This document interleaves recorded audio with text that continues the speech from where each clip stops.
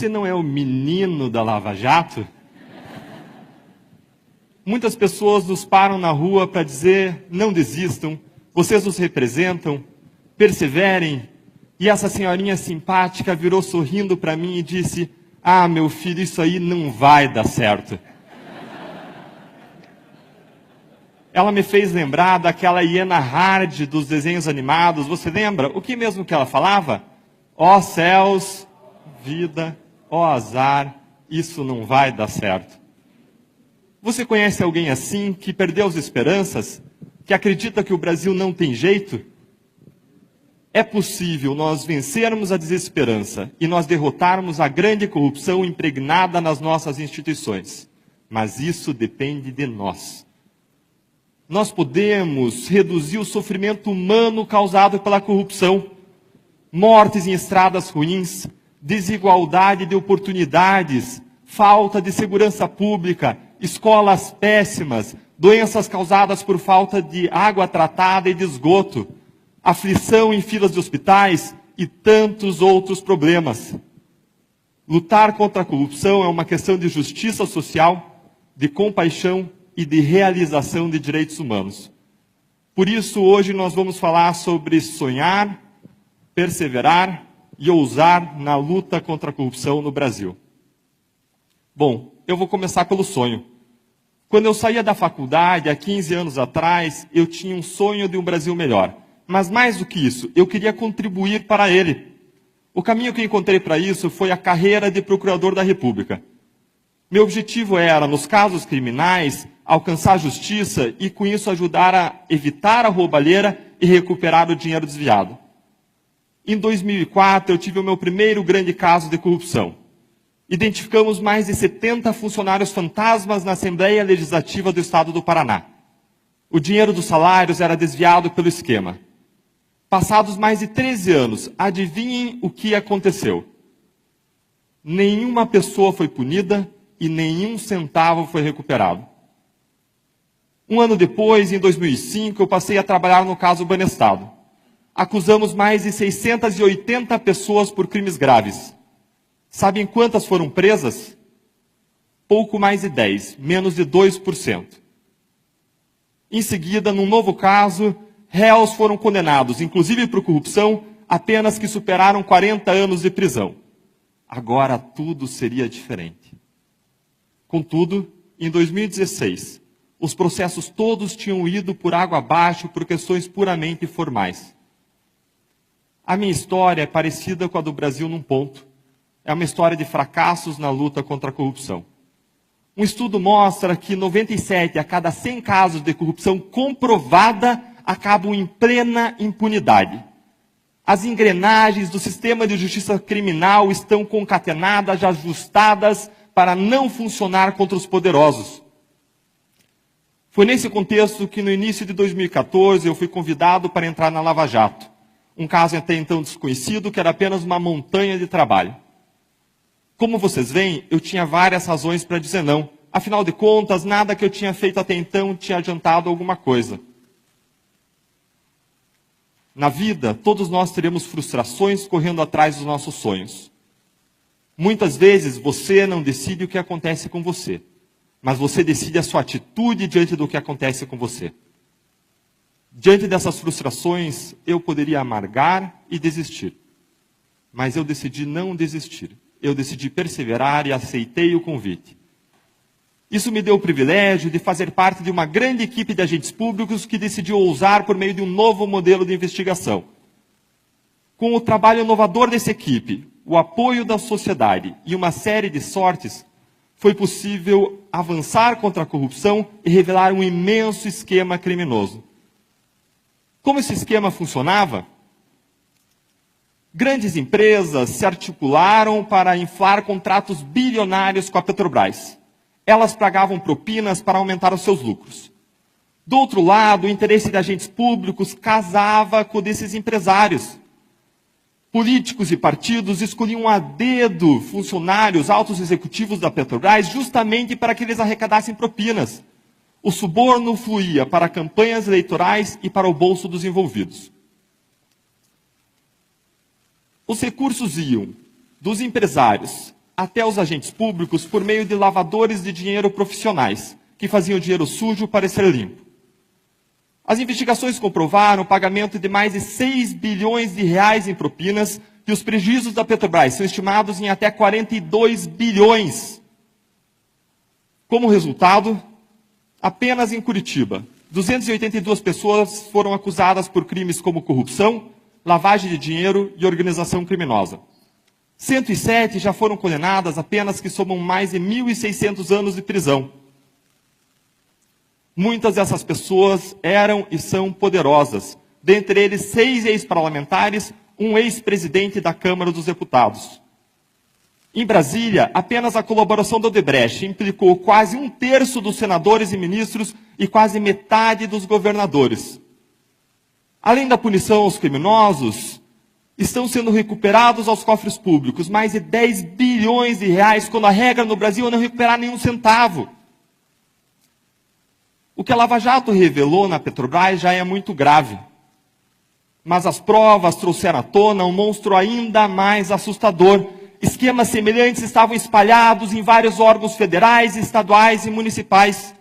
Descobriu-se que políticos e partidos desonestos escolhem para cargos de direção de órgãos públicos pessoas incumbidas de arrecadar propinas. O dinheiro enriquece os criminosos e financia caras campanhas eleitorais garantindo a reeleição. Ou seja, a corrupção alavanca a permanência dos corruptos no poder, o que gera mais corrupção, o que gera mais permanência dos corruptos no poder, formando-se um círculo vicioso que deturpa a democracia e torna a sociedade brasileira prisioneira da corrupção. O esquema da Petrobras, portanto, é apenas a ponta de um gigantesco iceberg. Estima-se que a corrupção desvia no Brasil 200 bilhões de reais por ano. Bilhões! Isso me traz a um ponto fulcral. Não importa se você é de esquerda, de direita, de centro, de cima, de baixo, de lado, você tem algo importante para fazer com 200 bilhões.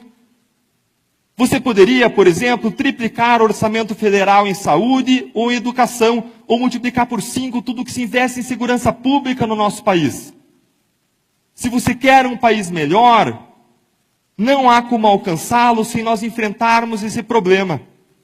E pela primeira vez as coisas começaram a dar certo. Agora, o que a Lava Jato faz é um diagnóstico. Mas não basta diagnóstico, nós precisamos de tratamento. A corrupção sistêmica pode ser comparada ao apodrecimento de maçãs em um barril. O problema não é resolvido simplesmente retirando as maçãs podres.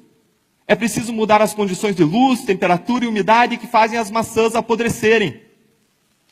Muitas pessoas acreditam que a Lava Jato vai transformar o Brasil, mas é preciso ir além da Lava Jato. Isso nos leva ao final do ano de 2014, quando, para atacar causas centrais da corrupção, foram desenvolvidas propostas legislativas que ficaram conhecidas como 10 medidas contra a corrupção. Elas foram uma iniciativa inédita e ousada do Ministério Público em conjunto com a sociedade civil. O seu objetivo era prevenir a corrupção, reduzir a impunidade e recuperar o dinheiro desviado. Elas alcançaram o apoio de mais de 2 milhões de brasileiros que, por meio das suas assinaturas, as tornaram um projeto de lei de iniciativa popular. Em 2016, enquanto o Brasil chorava a tragédia que vitimou o time de futebol da Chapecoense, a tragédia de avião, na calada da madrugada, a Câmara dos Deputados destruiu as propostas. No lugar das medidas anticorrupção, foi aprovado um projeto que objetivava amarrar as investigações. Novamente, nós podemos amargar e desistir. Lembre que muitas vezes na vida você não decide o que acontece com você, mas é você quem decide qual é a sua atitude diante do que acontece com você. Nós poderíamos amargar e desistir, mas eu decidi perseverar. De lá para cá, contudo, eu tenho visto muitas pessoas amargarem. Para piorar a situação, uma sucessão de notícias ruins se acumularam que soam como mais fracassos na luta contra a corrupção. Malas de dinheiro circulam anos depois de iniciada a Lava Jato. Ministros soltam e ressoltam políticos e corruptos poderosos. Regras que beneficiarão corruptos são gestadas no Congresso Nacional.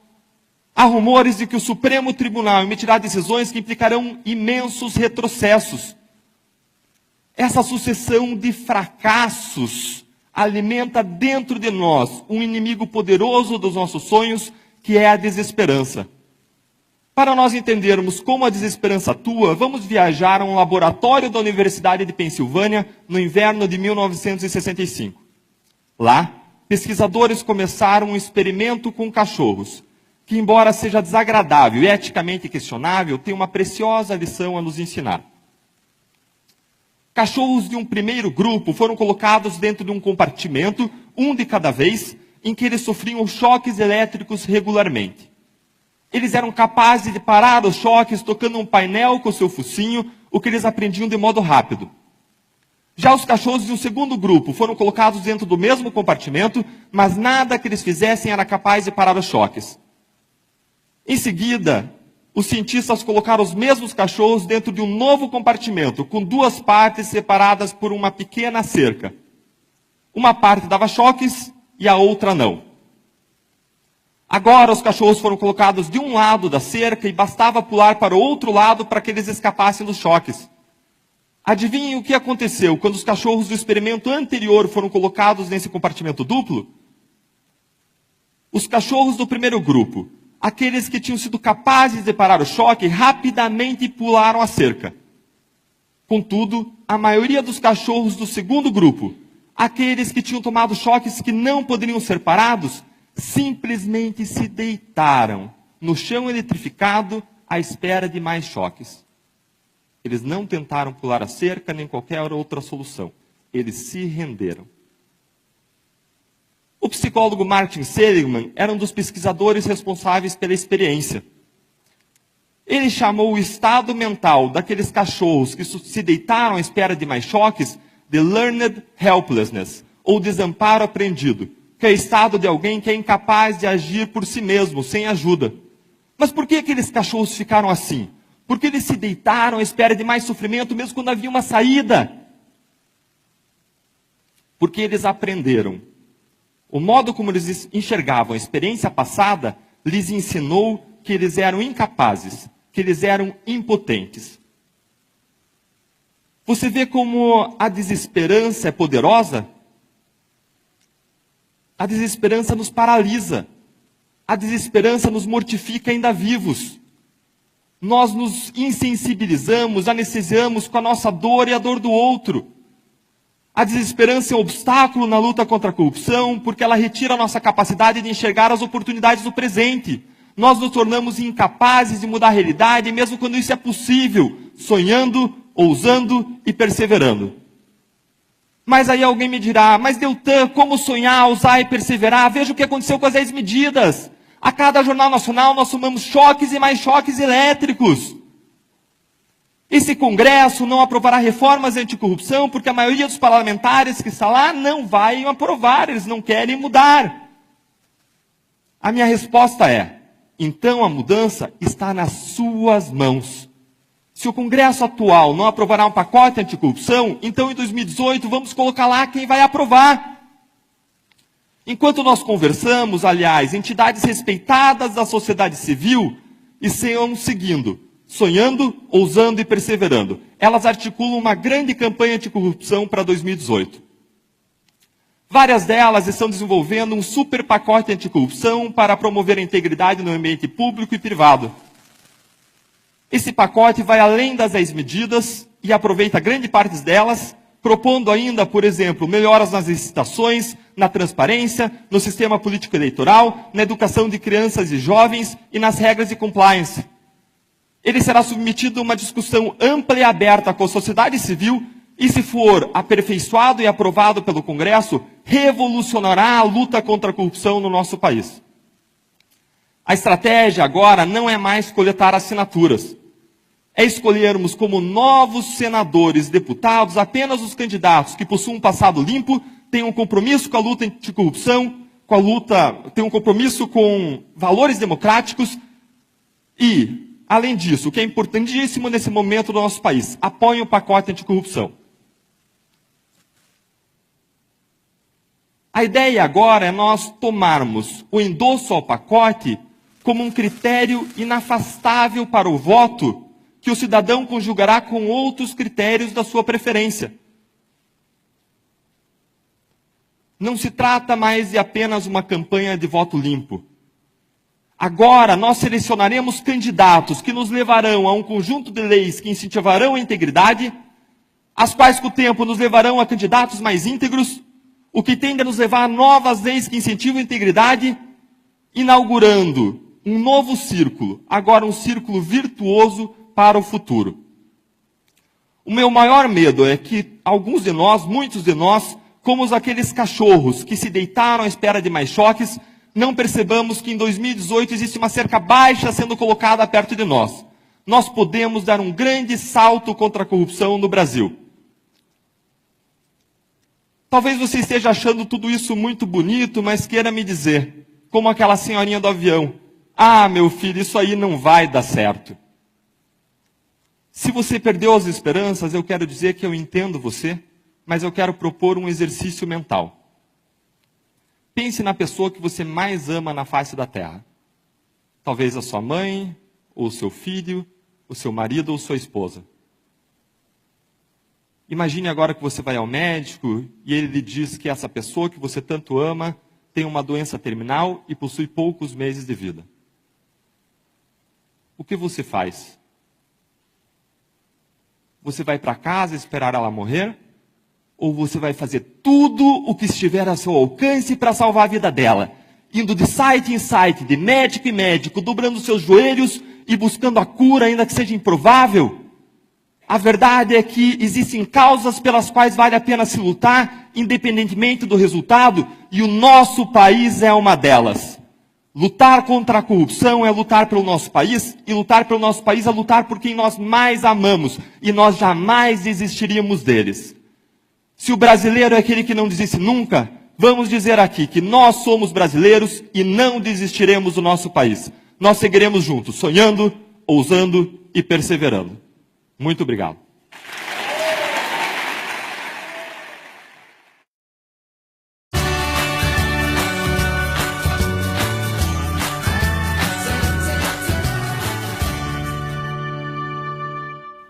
Um tempo atrás, numa viagem de avião, eu sentei confortavelmente numa poltrona da classe econômica e uma senhorinha se sentou do meu lado. Ela se virou para mim toda simpática e perguntou, você não é o menino da Lava Jato? Muitas pessoas nos param na rua para dizer, não desistam, vocês nos representam, perseverem. E essa senhorinha simpática virou sorrindo para mim e disse, ah, meu filho, isso aí não vai dar certo. Ela me fez lembrar daquela hiena Hard dos desenhos animados. Você lembra? O que mesmo que ela falava? Ó céus, vida, ó azar, isso não vai dar certo. Você conhece alguém assim, que perdeu as esperanças? Que acredita que o Brasil não tem jeito? É possível nós vencermos a desesperança e nós derrotarmos a grande corrupção impregnada nas nossas instituições. Mas isso depende de nós. Nós podemos reduzir o sofrimento humano causado pela corrupção, mortes em estradas ruins, desigualdade de oportunidades, falta de segurança pública, escolas péssimas, doenças causadas por falta de água tratada e de esgoto, aflição em filas de hospitais e tantos outros problemas. Lutar contra a corrupção é uma questão de justiça social, de compaixão e de realização